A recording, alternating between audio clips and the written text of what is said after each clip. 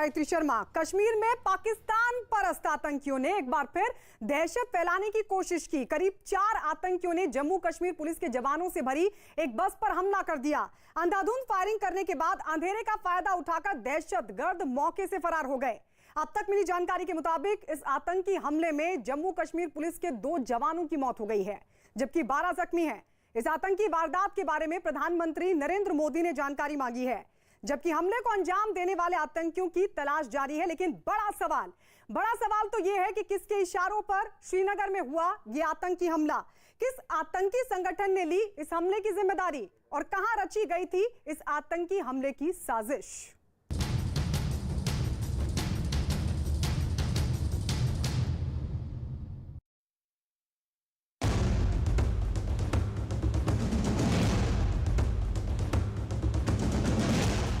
Operation all out से बौखलाए दहशतगर्द।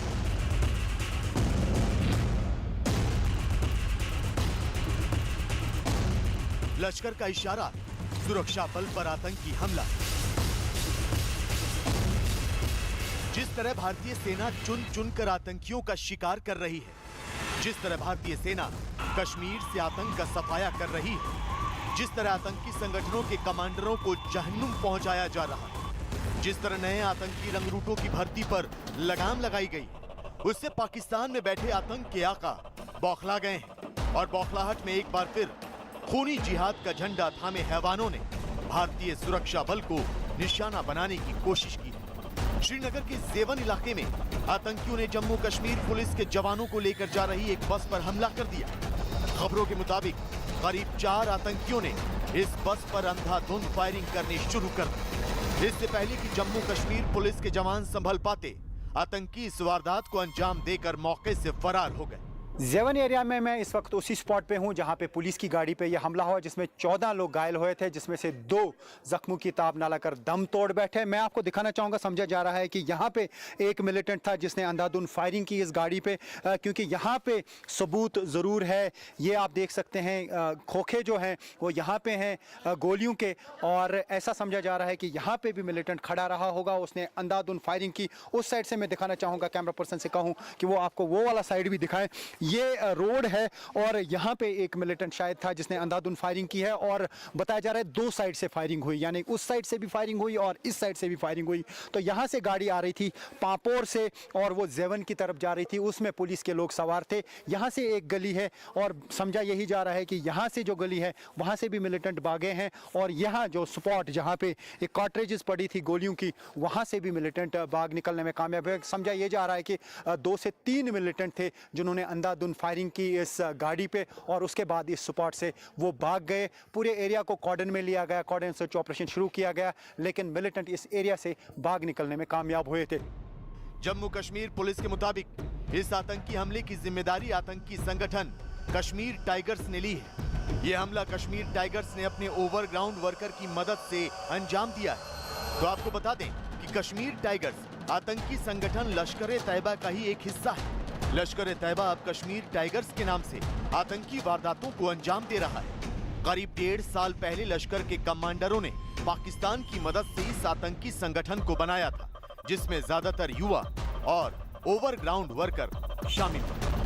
इस वक्त मैं उसी स्पॉट पे खड़ा हूं जहां पे पुलिस की गाड़ी पे यह हमला हुआ। मैं आपको दिखाना चाहूंगा, ये वो रोड है जहां से गाड़ी आ रही थी, और अभी भी मैं आपको दिखाना चाहूंगा कांच के टुकड़े यहां पे पड़े हुए हैं, क्योंकि अंधाधुंध मिलिटेंटों ने फायरिंग की इस गाड़ी पे। आगे से भी कांच टूटे थे, साइड से भी कांच टूटे थे। तो ये कहा जा सकता है कि मिलिटेंटों ने ये हमला गात लगाकर किया, एम्बुश लगाया था, और उसके बाद इस पुलिस की गाड़ी पे हमला हुआ और 14 पुलिस के लोग जो हैं वो घायल हुए थे, उसमें से 2 जख्मों की ताब लगाकर दम तोड़ बैठे, जिसमें एक असिस्टेंट सब इंस्पेक्टर और सिलेक्शन ग्रेड कांस्टेबल भी शामिल हैं। और मैं आपको दिखाना चाहूँगा ये किस तरीके का एरिया है। यहाँ पे लेन्स बाय लेन्स हैं और कहीं से भी मौका मिल सकता था मिलिटेंटों को भागने का, और वैसा ही उन्होंने किया। हो सकता है मिलिटेंटों ने पहले ही मंसूबा बनाया होता कि किस तरीके के एरिया में वो अटैक कर सकते हैं, लेकिन ये जो पूरा एरिया है वो जेवन का एरिया है, और वहाँ पे पुलिस कॉम्प्लेक्स है और इर्द गिर्द आर्मी भी है, CRPF है, पुलिस है। और जिस तरीके से मैंने कहा कि ये लेन्स बाय लेन्स हैं और यहाँ से कहीं से भी भागने का मौका मिल सकता था, और ऐसा ही समझा जा रहा है कि जब मिलिटेंटों ने यहाँ पे अटैक किया उसके बाद वो इस स्पॉट से भाग निकलने में कामयाब हो गए।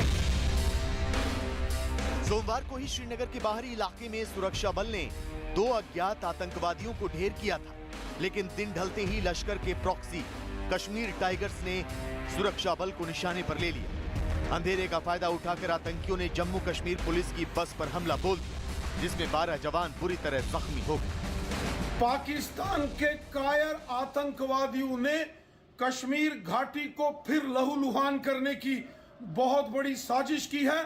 इन कायर दरिंदे आतंकवादियों ने जम्मू कश्मीर पुलिस के हमारे वीर जवानों की एक गाड़ी को टारगेट किया। पाकिस्तान के आतंकवादियों ने हमेशा कश्मीर के अंदर बेगुनाह लोगों की हत्याएं की हैं। पाकिस्तान मानवता का कातिल है। वैसे ये पहला मौका नहीं है जब जम्मू कश्मीर पुलिस को आतंकियों ने निशाने पर लिया। इससे पहले जम्मू कश्मीर पुलिस के निहत्थे जवानों की टारगेट किलिंग के वाकये सामने आते रहे हैं। लश्कर या कहें हाफिज सईद के इशारे पर आतंकी सुरक्षा बल पर हमले करते रहे हैं। तो आपको ये भी बता दें कि इसी साल सितंबर के महीने में पाकिस्तान समर्थित आतंकी संगठनों ने एक बैठक बुलाई थी। पीओके में हुई इस बैठक में कश्मीर में नए सिरे से आतंकी हमलों को अंजाम देने का फैसला हुआ था। आत्मघाती हमलों के साथ टारगेट किलिंग करने का प्लान तैयार किया गया था। जाहिर है लश्कर के इशारे पर कश्मीर टाइगर्स ने पुलवामा जैसा हमला करने का प्लान तैयार किया था। हालांकि आतंकी अपने मंसूबे में नाकाम हो गए, लेकिन इस आतंकी वारदात से ये भी साफ हो गया कि ना तो पाकिस्तान की सरकार सुधरने वाली है, न ही वहां की सेना, ISI और आतंकी संगठन। पाकिस्तान अपनी बर्बादी तक आतंक का साथ देता रहेगा। भारत की ओर से सर्जिकल स्ट्राइक जैसे पलटवार का जोखिम मोल लेता रहेगा। और इस वक्त सीधे हमारे सहयोगी रिफत अब्दुल्ला मेरे साथ लाइव जुड़ रहे हैं। रिफत, सबसे पहले तो आप ये बताइए कि अभी तक जो जानकारी आपने जुटाई है उसके मुताबिक अपडेट क्या है, किन परिस्थितियों में इस हमले को अंजाम दिया गया? देखिए गायत्री, जिस तरीके से मैंने स्पॉट पे बताया किस तरीके से मिलिटेंट आए हैं, बताया जा रहा है यही कि 2 जगह पे मिलिटेंट स्पॉटेड थे और उसके बाद जब वहाँ से गाड़ी आई, बताया जा रहा है पांपोर से ये गाड़ी आई थी पुलिस वालों को लेके। उनको जेवन जाना था पुलिस कॉम्प्लेक्स में और अंधाधुंध मिलिटेंटों ने फायरिंग की और उसके बाद वहाँ से भाग निकलने में कामयाब हुए। जिस तरीके से मैंने कार्ट्रेजेस भी दिखाई बुलेट्स की और वहाँ पर पड़ी हुई थी, और उस गली से भी मिलिटेंट थे जिन्होंने फायरिंग की और उसके बाद उसी गली से वो भागे हैं और दूसरी गली वहाँ पर ही थी। तो पूरा मनसूबा बनाया गया होगा कि किस तरीके से अटैक करना है। लेकिन जैसा मैंने कहा कि ये जो एरिया है पूरा, वहाँ पे आर्मी की भी इर्द गिर्द प्रेजेंस है, CRPF की है, SSB की है, पुलिस की है और साथ ही इवन BSF की का भी वहाँ पे उसी एरिया में कैंप है। तो ये कहा जा सकता है कि सिक्योरिटी का एक बड़ा एस्टैब्लिशमेंट है वहाँ पे। और ये सिर्फ 5 किलोमीटर की दूरी पे है जो बादामी बाग मिलिट्री कंटोनमेंट है, आर्मी कंटोनमेंट, वहाँ से 5 किलोमीटर की दूरी पर ये एरिया है। तो अब देखना होगा किस तरीके की स्ट्रैटेजी अपनाई जाएगी। लेकिन लगता है कि पिछले 2 दिनों से या 3 दिनों से मिलिटेंट हमला करने की कोशिश कर रहे थे, क्योंकि इनपुट समझा जा रहा है कि थे सुरक्षा बलों के पास। और साथ ही 2 दिन पहले बांडीपोरा में भी अटैक हुआ था, उसमें भी 2 पुलिस के लोग मारे गए थे। और आज ये अटैक सबसे बड़ा अटैक समझा जा रहा है, क्योंकि 3 साल पहले हालांकि इस तरीके के अटैक्स इस एरिया में हुए हैं, पांथा चौक के एरिया में, लेकिन 2018 के बाद ये पहला ऐसा अटैक है जो पुलिस की बस पे हुआ है जिसमें पुलिस को नुकसान हुआ। ठीक है रिफत, लौट रहा आपके पास, लेकिन इस बीच ये भी बता दें कि संसद भवन पर हमले की आज 20वीं बरसी और आज से 20 साल पहले यानी 13 दिसंबर 2001 को दुनिया के सबसे बड़े लोकतंत्र के मंदिर यानी कि संसद भवन पर आतंकियों ने हमला किया था। इस हमले के दौरान हुई अंधाधुंध फायरिंग में कई जवान शहीद हुए थे। हर साल 13 दिसंबर को इन शहीदों को याद किया जाता है, लेकिन आज ही के दिन आतंकियों ने श्रीनगर में जम्मू कश्मीर पुलिस की बस पर हमला किया। ऐसे में सवाल उठता है कि क्या संसद हमले की बरसी पर आतंकी किसी बड़ी वारदात को अंजाम देना चाहते थे? क्या पाकिस्तान परस्त आतंकी संसद भवन पर हमले की 20वीं बरसी पर खूनी खेल खेलना चाहते थे? ये सबसे बड़ा सवाल है, क्योंकि आज ही के दिन 2001 में संसद पर हमला हुआ था और आज 20वीं बरसी है। और ऐसे में श्रीनगर में इतना बड़ा हमला जिसमें 2 जवान शहीद हो गए, कई जवान जख्मी हुए हैं। बड़ा सवाल खड़ा होता है कि क्या आज के दिन खूनी होली खेलना चाहते थे आतंकी? रिफत लगातार हमारे साथ बने हुए हैं। ये बड़ा सवाल रिफत आज के दिन उठेगा, क्योंकि आज ही के दिन 2001 में संसद पर भी हमला हुआ था। तो क्या आज जो श्रीनगर में आतंकी हमला हुआ है उससे उसको जोड़कर देखा जा सकता है?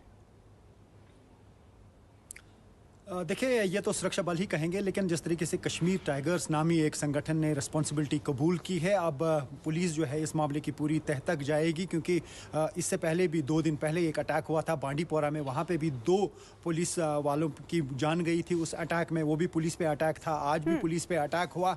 आखिर क्या है इस चीज़ के पीछे, किस तरीके का मनसूबा था, कैसे वो वहाँ पे पहुँच गए, और बताया जा रहा है संख्या 3 या 4 भी हो सकती थी, ऐसा समझा जा रहा है।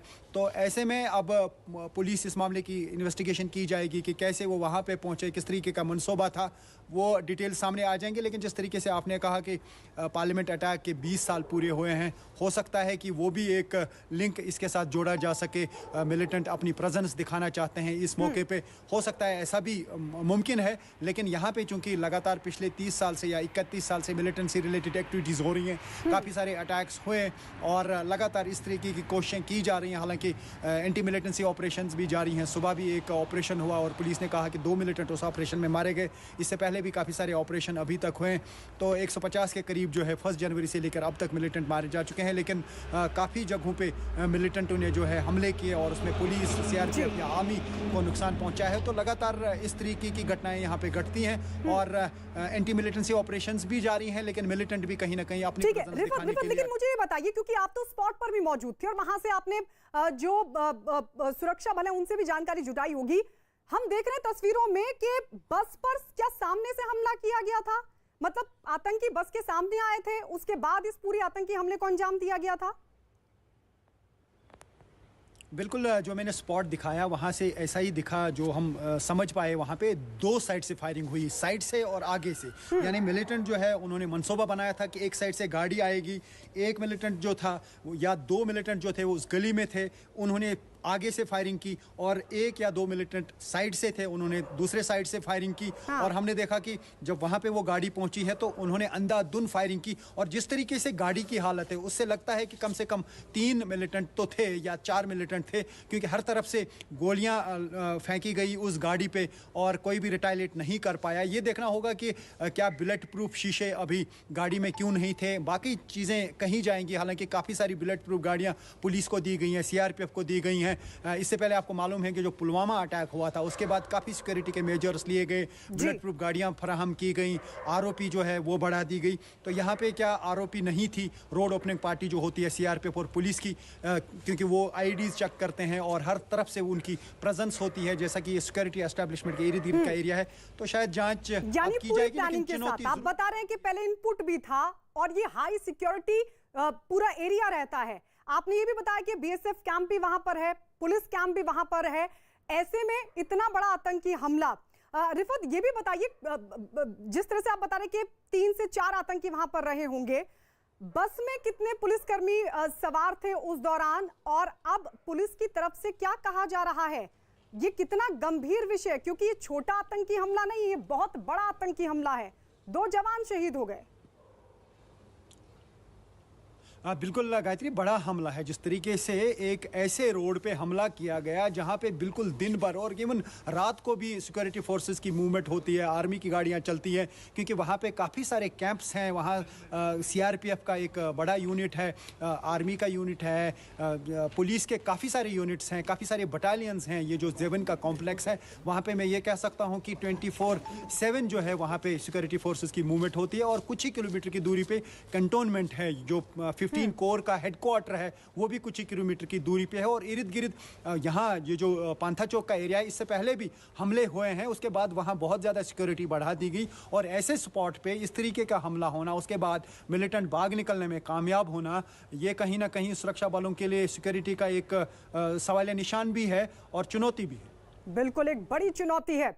शुक्रिया रिफत हमारे साथ जुड़ने के लिए। और इस सब के बीच इस पूरे आतंकी हमले को बीजेपी के नेता कविंद्र गुप्ता किस तरीके से देख रहे हैं, आइए सुनवाते हैं आपको। निश्चय ही बड़ी दुखद घटना है। बड़ा दुखद समाचार आता है जब इस प्रकार से आज भी इस प्रकार का कोई अटैक होता है। बहुत विपरीत परिस्थितियों में हमारे जवान काम कर रहे हैं, अपनी शहादत से वो घबराते नहीं हैं। लेकिन उन लोगों को याद रखना चाहिए और पाकिस्तान को याद रखना चाहिए कि इस प्रकार के अटैक से कोई ये मूव रुकेगा, ऐसा नहीं होगा। हम पाकिस्तान के घर में घुस करके उसको मारेंगे। तो ये बहुत बड़ा आतंकी हमला, और ये देखिए तस्वीर हम आपको दिखा रहे हैं, मतलब सामने से आतंकियों ने वार किया। बताया जा रहा है कि दो साइड से यानी दो तरफ से आतंकियों ने पूरी तरीके से घेरकर इस हमले को अंजाम दिया। अंधेरे का फायदा उठाकर आतंकी यहां से भागने में कामयाब हो गए, लेकिन लगातार operation all out Jammu Kashmir में चल रहा है, आतंकियों का सफाया हो रहा है, लिहाजा आतंकियों में बौखलाहट है। लेकिन यह भी सुरक्षा बलों की तरफ से साफ कर दिया गया है कि चुन चुनकर इन आतंकियों का सफाया किया जाएगा जिन्होंने आज इस आतंकी हमले को अंजाम दिया। 3 तस्वीर हम आपको लगातार दिखा रहे हैं। ये देखिए पुलिस की बस पर हमला हुआ, और ऐसे में अभी तक की जो जानकारी मिली है उसके मुताबिक 3 से 4 आतंकी हो सकते हैं, और इस पूरे हमले की जिम्मेदारी लश्कर का जो प्रॉक्सी ग्रुप है कश्मीर टाइगर्स उसकी तरफ से ली गई है। इस पूरे मामले में अब जांच होगी और पुलिस का दावा यह कि हर आतंकी को चुनकर मारा जाएगा।